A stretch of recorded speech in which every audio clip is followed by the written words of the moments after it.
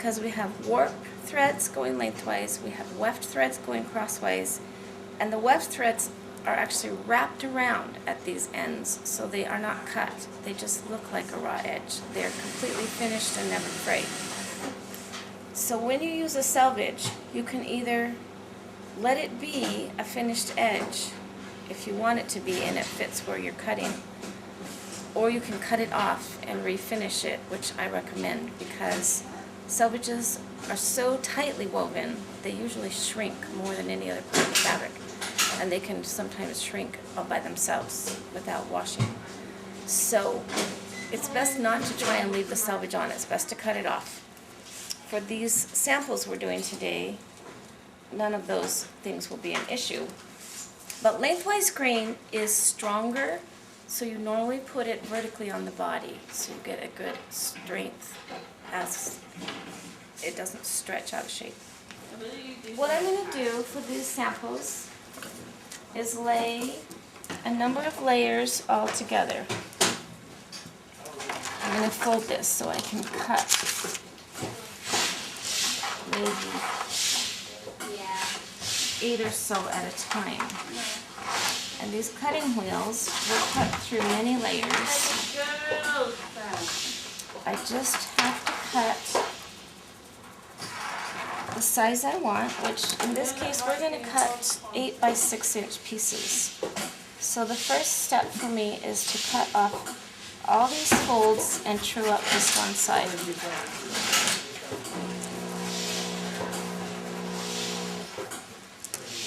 And now they're all starting with a fresh raw edge there. Jeremy, do you have any fabric weights? Please. So for me to do 8 by 6 inches, I know this is 8. And I can cut this on a straight line if I lift this and follow it, as long as I have these holding it down. Some of these weights. So now it will stay in place while I lift and cut.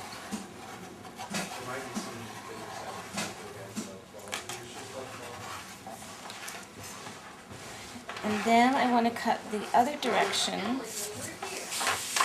And first I'll true up that side and cut off all these selvages.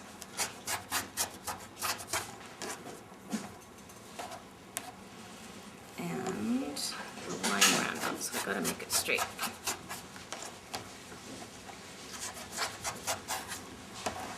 Okay, let's call that straight. Now I'm going to move the weights over here and cut these 6 inches each. So 1, 2, 3, 4, 5, 6.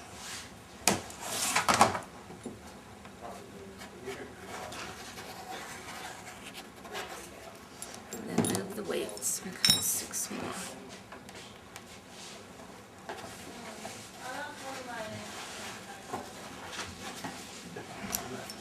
And the last set. Actually, I need one that will be 12 later on, so I'm going to take that one off.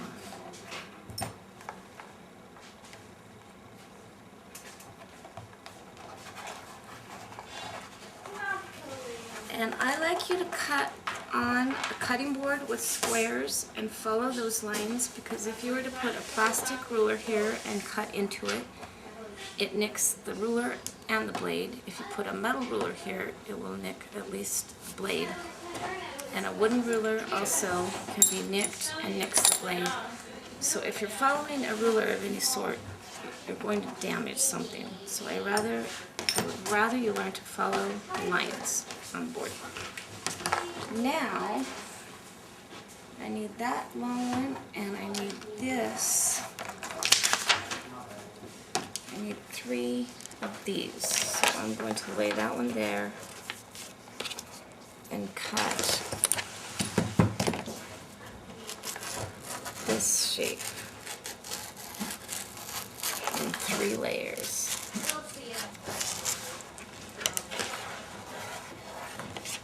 That is the only time we ever cut paper, is when we have to cut a pattern to accomplish something. And then for our sample purposes, I would also like to cut one of these in half. And I'm going to cut it a little more than half.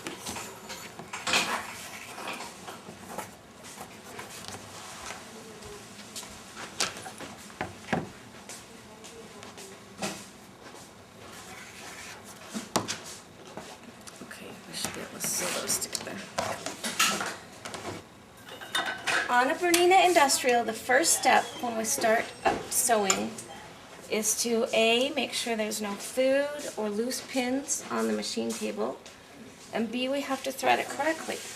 That involves starting with a cone of thread, which is pulled up from the top. If you use a spool of thread, it can be pulled from the side and be put on here. But we usually use cones because they last longer.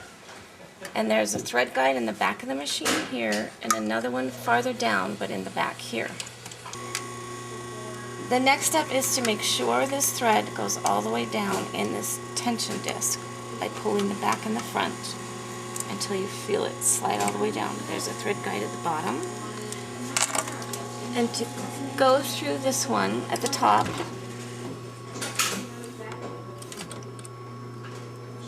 I like to fold it and twist it, and then it goes through really easily through there. And I don't have to find where the end. Then when I get to this one, I cut a fresh edge and lick it to get it through the needle. This needle threads from front to back. I don't know if I can do it with no light. I can feel where the hole is, I just can't see it. Oh, I got it.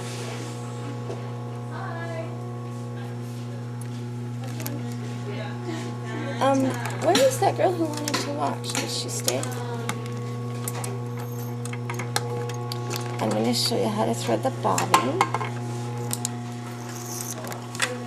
A bobbin starts by coming over the top of the bobbin. The thread goes over the top and towards the left. And then you put it flat into this bobbin case. And when you slightly pull on it, it goes into that groove. Then when you pull a little harder, it goes under the spring tension and comes out the hole in the top. And I like to cut this off about 8 inches.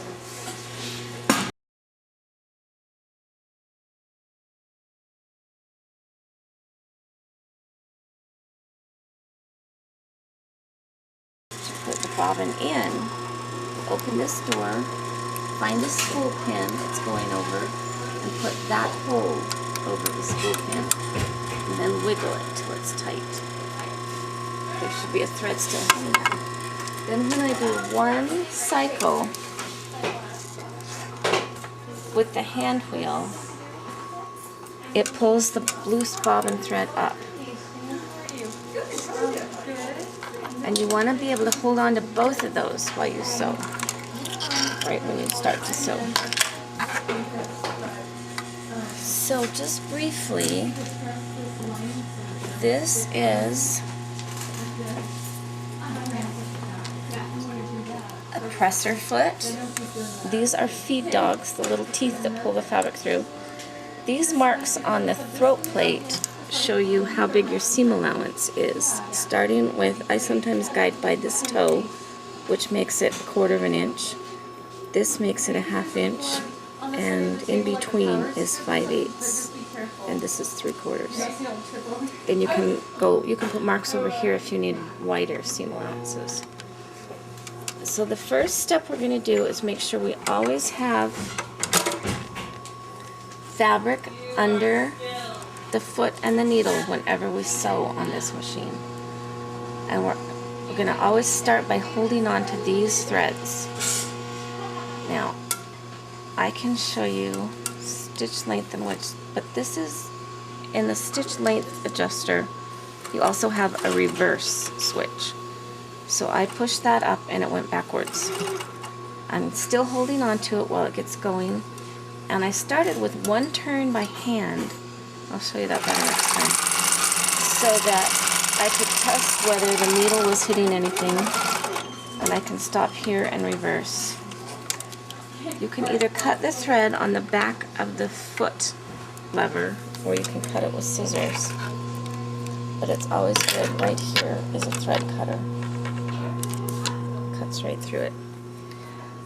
That's a single straight stitch with a back tack, and that's at 5/8 of an inch.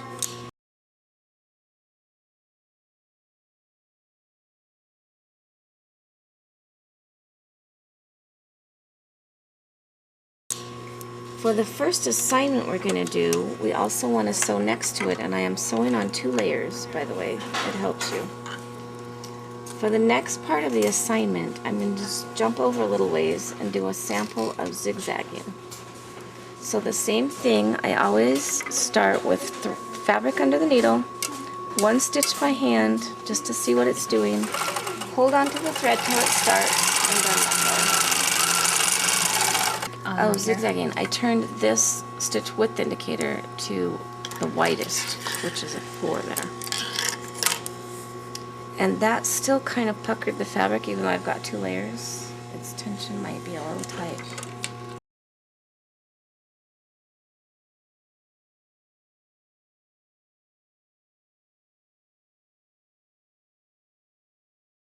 The next step is to do a decorative stitch. These are the decorative stitch patterns, and you can choose any one of those as long as you set this.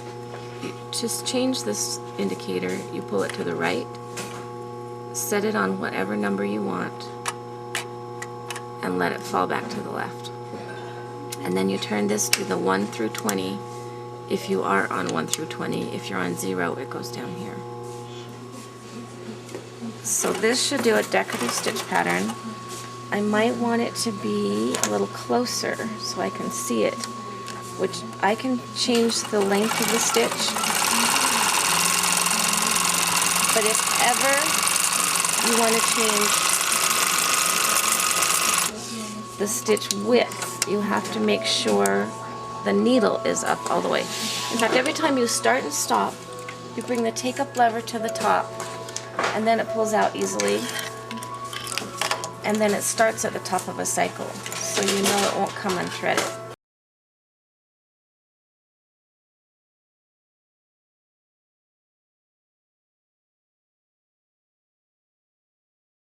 Oh, the other stitch that we want to do is a basting stitch.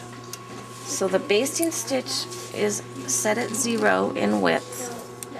It's 0 on that indicator and this indicator, and it's 6 in the stitch length. So you turn that until that dial goes down to 6. Now we'll get to see a very long stitch, which is good for gathering or for sewing things temporarily. It comes out really easy. And so we don't back tack that because we probably are going to be pulling on it and taking it out. So these are the 4 stitch samples you want to do: straight stitch, zigzag, decorative, and basting in any order.